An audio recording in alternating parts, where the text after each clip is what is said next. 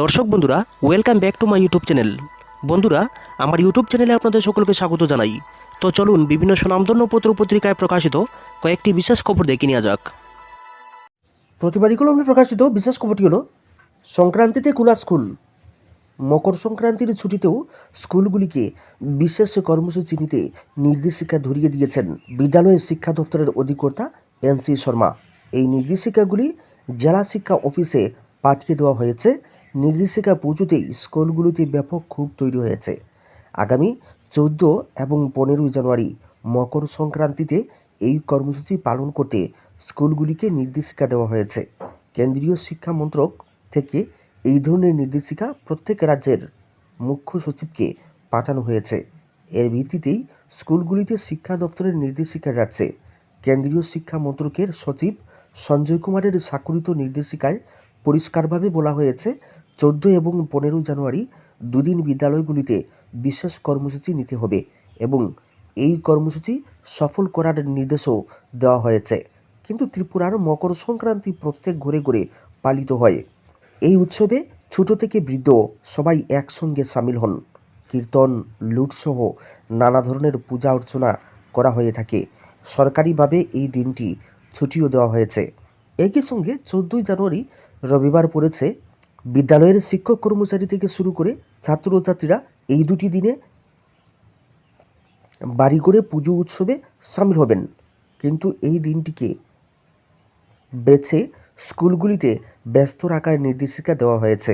জানা গিয়েছে, এনসি শর্মার স্বাক্ষরিত নির্দেশিকায় জেলা শিক্ষা অফিসগুলিতে বলা হয়েছে স্কুলগুলিতে মকর সংক্রান্তি উপলক্ষে কর্মসূচি পালন করতে হবে। কেন্দ্রীয় শিক্ষা মন্ত্রকের দেওয়া নির্দেশিকায়ও সঙ্গে পাঠিয়ে দেওয়া হয়েছে। তবে এনসি শর্মা চিঠিতে বলেছেন 14 এবং 15 জানুয়ারি স্কুলগুলিকে যেন কর্মসূচি নিতে বলা হয়।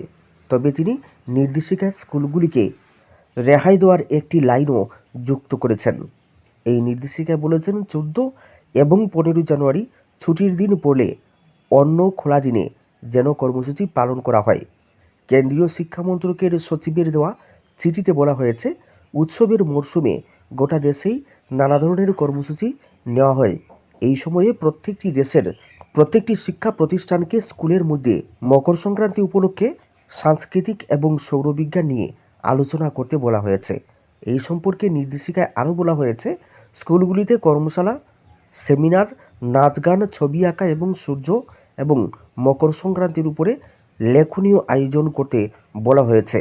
তবে সরকারি ছুটির দিনে উৎসবে যখন ব্যস্ত থাকবে ছাত্রছাত্রীরা, ওই দিনে তাদের স্কুলে বিভিন্ন কর্মসূচিতে যুক্ত করার নির্দেশিকা ঘিরেই প্রশ্ন দেখা দিয়েছে। এই সময় শিক্ষকরা নিজেদের বাড়িতে পরিবারের সঙ্গে উৎসবে সামিল হবেন নাকি বিদ্যালয়ে যাবেন, এটা নিয়ে তাদের মধ্যে এখন প্রশ্ন দেখা দিয়েছে। ইবিএম ও শ্যাম পিত্রুদা। আফমো ইকবাল। শ্যাম পিত্রুদা ভারতের টেলিকম বিপ্লবের জনক। পুরো নাম সত্যনারায়ণ পিত্রুদা। আমেরিকায় কর্মরত থাকার সময়ে পরিচিত হয়ে উঠেছিলেন এই নামে। বিশ্বের প্রথম ডিজিটাল কোম্পানিগুলোর একটি আমেরিকার ওয়েসকম সুইচিং কোম্পানিতে কাজ করেছিলেন 1980 থেকে। পরবর্তীতে তিনি কোম্পানির ভাইস প্রেসিডেন্ট হয়েছিলেন, ছিলেন কোম্পানির শেয়ার হোল্ডারও। ভারতবর্ষে যখন অনেকেই করসেবক হওয়ার প্রস্তুতি নিচ্ছিলেন, পড়ালেখা ছাড়িয়ে লোকেদের খাঁটি ধর্মসেবক বানাতে ব্যস্ত ছিলেন, তখন শ্যাম $40 লাখ ওই কোম্পানি বিক্রি করে দিয়ে ভারতে চলে আসেন। ভারতের মাটি, আলো বাতাস থেকে যা নিয়েছিলেন তা ফেরত দেবার সিদ্ধান্ত গ্রহণ করে দেশে ফিরে এসেছিলেন। দেশে ফিরে শ্যাম তার সর্বশক্তি দিয়ে প্রযুক্তির প্রগতির জন্য কাজে নিয়োজিত হয়েছিলেন। 1984 সালে শ্যাম 10,000 টাকা বেতনের চাকরি প্রত্যাখ্যান করেছিলেন। সেই অনুভব থেকে যে দেশ তাকে অনেক দিয়েছে, তার যেমন মানসিকতা ছিল তেমনি ছিল দেশ থেকে এর বিনিময়ে কিছু না নেওয়ার তার বিশ্বাস। তার কাছে ছিল চমৎকার কারিগরি শিক্ষা, ছিল আমেরিকার মতো উন্নত দেশে কাজ করার অভিজ্ঞতাও। এমন এক ভবিষ্যৎ আমেরিকায় রেখে এসেছিলেন শ্যাম, যাকে কোটি কোটি টাকার সম্পদের মালিক করে তুলতে পারত। যে সকল মানুষ ওই সময় নিজেদের বাড়িতে টেলিফোন ইনস্টল করার জন্য অফিসে চক্কর কাটতেন, যারা নিজেদের গ্রামের বাড়ির সাথে একটিবার যোগাযোগ করতে অনেক কসরত করতেন। তারা শ্যাম পিত্রদার কাজের আসল অর্থ বুঝতে পারতেন। শ্যাম পিত্রদা হলেন ভারতের বিশিষ্ট প্রযুক্তি বিশেষজ্ঞদের অন্যতম। তিনি নিঃসন্দেহে মেশিন এবং প্রযুক্তি সম্পর্কে আমাদের চেয়ে অনেক জানেন এবং বুঝেন। তাই ইভিএম মেশিন নিয়ে তার মতামত ও পরামর্শ শোনা জরুরি। পিত্রদা, যিনি রাজীব গান্ধীর সময়ে ভারতে টেলিকম রিভলিউশনের পথিকৃৎ হিসেবে পরিচিত, বর্তমানে অনেক দায়িত্বের সঙ্গে চিকাগো বিশ্ববিদ্যালয়ের সাইবার অ্যাডভাইজারি বোর্ডের সদস্য হিসেবে নিযুক্ত রয়েছেন, যেখানে ইভিএম টেকনোলজি নিয়ে বিস্তৃত অধ্যয়ন করে চলেছেন। সেই শ্যাম পিত্রদা 2রা জানুয়ারি ইলেকট্রনিক ভোটিং মেশিন নিয়ে ইন্ডিয়া টিভিতে একটি সাক্ষাৎকার দিয়েছেন। চ্যানেলের সিনিয়র এডিটর বিজয়লক্ষ্মীকে দেওয়া সেই সাক্ষাৎকারে ইভিএমের সুবিধা অসুবিধা নিয়ে পিত্রদা অনেক কথা তুলে ধরেছেন। তার সাক্ষাৎকারে গুরুত্বপূর্ণ পয়েন্টগুলি আমরা তুলে ধরার চেষ্টা করব। 1. ইভিএমকে নিজের সুবিধা অনুযায়ী নিয়ন্ত্রণ করা যেতে পারে, অর্থাৎ এতে হস্তক্ষেপ সম্ভব। 2. বর্তমানে ভারতে যে ইভিএম ব্যবহার করা হচ্ছে তা স্ট্যান্ড এলোন, অর্থাৎ একা একা ব্যবহারযোগ্য কোনো মেশিন নয়। 3. ইভিএমের সাথে ভিভিপ্যাট মেশিন যখন থেকে সংযুক্ত করা হয়েছে, সমস্যা তখন থেকে শুরু হয়েছে। ভিভিপ্যাট একটি পৃথক ডিভাইস, যার মধ্যে রয়েছে পৃথক হার্ডওয়্যার এবং সফটওয়্যার। 4. ইভিএমের সাথে ভিভিপ্যাটকে সংযুক্ত করতে একটি বিশেষ সংযোগকারী ডিভাইস ব্যবহার করা হয়, যাকে এসএলইউ বলা হয়। এই এসএলইউই অনেক প্রশ্ন উত্থাপন করে থাকে। 5. এসএলইউ কানেক্টর ভিভিপ্যাটের সাথে সংযুক্ত হলে তবেই দেখায় কোন বোতাম টিপলে বিজেপি ভোট পাচ্ছে, কোন বোতাম টিপলে কংগ্রেস এবং কোন বোতাম অন্য দলের জন্য। এটা ভোট দেওয়ার আগেই প্রোগ্রাম করা হতে পারে। 6.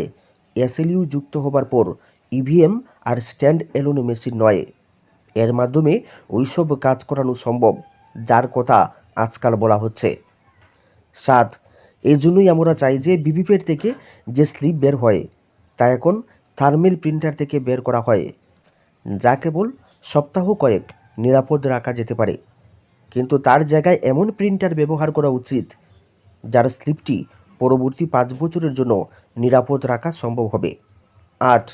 দ্বিতীয় বিষয়টি হলো, এই স্লিপটি ভোটারকে শুধুমাত্র কিছুক্ষণের জন্য দেখিয়েই শেষ না করে তা যেন একটি কাগজে প্রিন্ট হয়ে বেরিয়ে আসে, যা আলাদাভাবে রাখা একটি বাক্সে ভোট হিসেবে রেখে দেওয়া হয়, যে বাক্সটি কোনো ইলেকট্রনিক ডিভাইসের সাথে সংযুক্ত থাকবে না। 9. তারপর বাক্সে রাখা ভোটের স্লিপগুলো পৃথকভাবে গণনা করতে হবে, তখন আর সন্দেহের অবকাশ থাকবে না। 10. ভারত এবং বিশ্বের অন্যান্য টেকনোলজি বিশেষজ্ঞরা বলছেন যে ইভিএমে অবশ্যই কিছু সমস্যা রয়েছে, কিন্তু ভারতের নির্বাচন কমিশন এবং সুপ্রিম কোর্ট এই বিষয়ে মনোযোগ দিচ্ছেন না। 11. একজন আইটি পেশাদার হিসেবে আমি বলছি যে কারচুপি নাই বা হলো, কিন্তু আমার সম্পূর্ণ সন্দেহ রয়েছে যে ইভিএম কারচুপি হতে পারে। আমি এই কথা মানি না যে ইভিএমে সব কিছু ঠিকঠাক রয়েছে, তাই নিশ্চিতভাবে বলা যায় যে ইভিএম নিয়ে আস্থার সংকট দেখা দিয়েছে। 12. রাজনৈতিক দলগুলিকে ইভিএমের বিরুদ্ধে আন্দোলন করতে হবে, স্বাক্ষর অভিযান চালাতে হবে, সচেতনতামূলক প্রচার চালাতে হবে, প্রয়োজনে তরুণদের রাজপথে নেমে এর বিরুদ্ধে প্রতিবাদ করতে হবে। 13. রাজনৈতিক দলগুলোর ইভিএম ব্যবহার করে নির্বাচন অনুষ্ঠিত করা হলে তা বয়কট করার মতো বিকল্প বিবেচনা করা উচিত। 14. রাহুল গান্ধী ইভিএম ইস্যুতে সিরিয়াস, সংশ্লিষ্ট বিষয়ে তার সাথে আমার কথা হয়েছে। এই কথা বিশ্বাস করা মুশকিল যে 2019-এর লোকসভা নির্বাচনে ইভিএম ট্যাম্পারিং ছাড়া রাহুল আমেথি থেকে লোকসভা নির্বাচনে হেরেছিলেন। 16. আমি শীঘ্রই প্রযুক্তি বিশেষজ্ঞদের সাথে জাতীয় ও আন্তর্জাতিক মিডিয়ার সামনে ইভিএম নিয়ে একটি সংবাদ সম্মেলন করার পরিকল্পনা করছি। এই ছিল ইভিএম নিয়ে প্রদত্ত আইটি বিশেষজ্ঞ শ্যাম পিত্রদার দেয়া সাক্ষাৎকারের সারাংশ। এখানে ইভিএমের পক্ষে বিপক্ষে আমাদের কোনো ব্যক্তিগত মতামত নেই। চালের দাম নিয়ন্ত্রণে খোলা বাজারে বিক্রির সিদ্ধান্ত কেন্দ্রের। খারিফ মরশুমে শস্যের ফলন ভালো হয়েছে, যোগান পর্যাপ্ত। তারপরেও চালসহ নানা ফসলের দাম কিছুতেই নিয়ন্ত্রণ সম্ভব হচ্ছে না। সেই কথা মেনে নিয়েই খোলা বাজার ও রেশন দোকান মারফত ভর্তুকিতে চাল ও বাকি ফসল বিক্রির সিদ্ধান্ত নিয়েছে কেন্দ্রীয় সরকার।